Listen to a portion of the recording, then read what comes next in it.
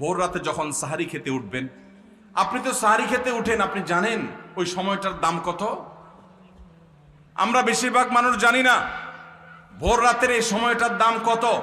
সাহারি খাওয়ার আগে পরে 10টা মিনিট জায়নামাজে মুসল্লাতে দাঁড়ান, একটু 2 রাকাত নামাজ পড়েন। এই সময়টা দোয়া কবুল হয়, আল্লাহ ডেকে ডেকে বান্দাকে দেন। একটু হাত তোলেন, আপনার বাসার এক কোনায় চলে যাবেন, একটু আলো আধারিতে চলে যাবেন, সেখানে গিয়ে বসে আল্লাহর কাছে একটু কথা বলবেন।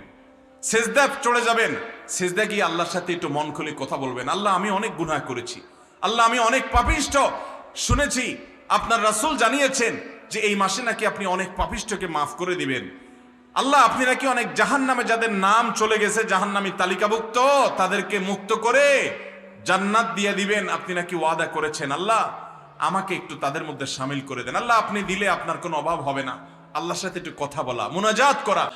ঘরের এক কোনায় চলে যাবেন, সাহারিটা আগে আগে খেয়ে শেষ করবেন, আজানের এখনো 15 মিনিট বাকি। চলে যান এক কোনায়, উজু করে দাঁড়ায় যান 2 রাকাত নামাজে, চলে যান সিজদায়, একটু দোয়া করেন।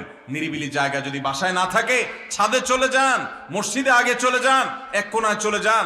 এই সময়ের 10টা মিনিট অন্য সময়ের ঘন্টাকে ঘন্টার চাইতে মূল্যবান। চেষ্টা করবো তো ইনশাআল্লাহ।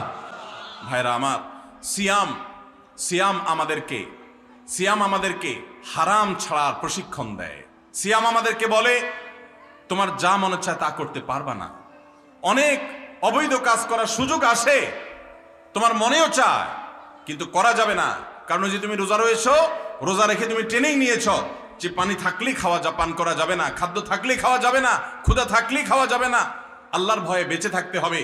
এই বিষয়টাকে সামগ্রিক জীবনে অ্যাপ্লাই যেন করি, সেই শিক্ষাটাই রমজানের রোজা আমাদেরকে দেয়। আল্লাহ আমাদেরকে সেই শিক্ষা গ্রহণ করার তৌফিক দান করুন।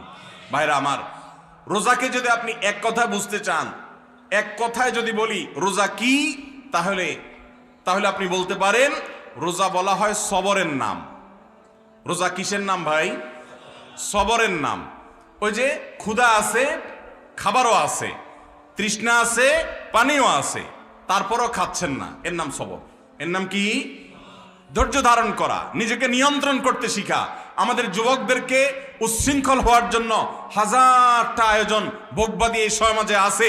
ইসলাম শুধু বলে ভোগ নয়, ত্যাগ করতে শিখো, কন্ট্রোল করতে শিখো, নিয়ন্ত্রণ করতে শিখো নিজেকে। যেখানে সেখানে ডাইরেক্ট হয়ে যাওয়া নয়, নিজেকে আটকে রাখা, নিয়ন্ত্রণ করা, সবর করা। সবর মানে শুধু বিপদে ধৈর্য ধারণ করার নামই সবর নয়। সবর মানে নিজেকে যে কোনো কাজে আবদ্ধ করে ফেলা, এটা হলো সবর।